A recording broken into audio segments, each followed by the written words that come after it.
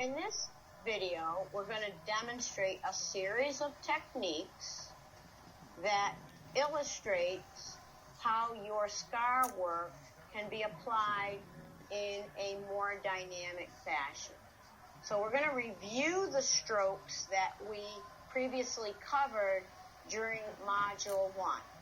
So we have a hypothetical scar, and the original series, I'm going to block the scar, and we do a nudge to a lift,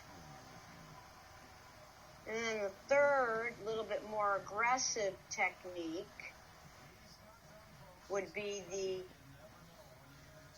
scar rolling, where we try to glide the skin around the scar in one direction with the instrument, and then in the opposite direction with our fingers.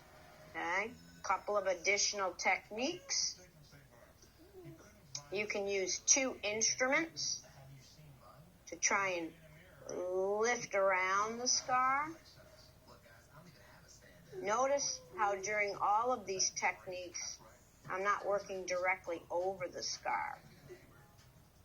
You can piggyback the instruments and apply them in a S or twining type maneuver. You know, the objective is to mobilize the tissue around the scar. So now we're going to do those same techniques, but we're going to introduce some movement, okay? So I've chosen two patterns, open, close, and then we can maybe do a little wrist flexion extension. And again, nice and slow. So my instrument techniques are not changing. I'll just show what I'm doing with the instrument, take my hand away.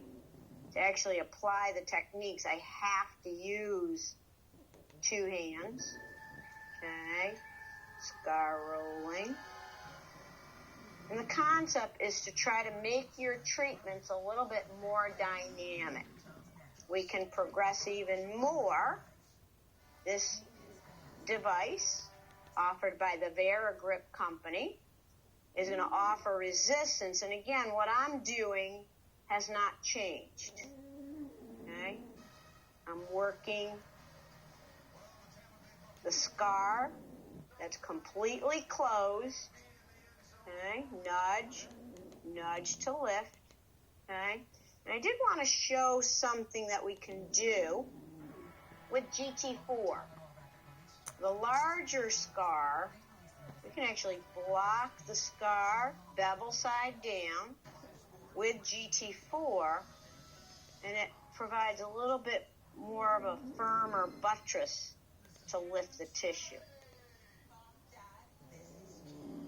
Again, we want the scar to be completely closed before we mobilize it, and the exercises that we choose need to be within the post-injury or surgical precautions in terms of the level of intensity.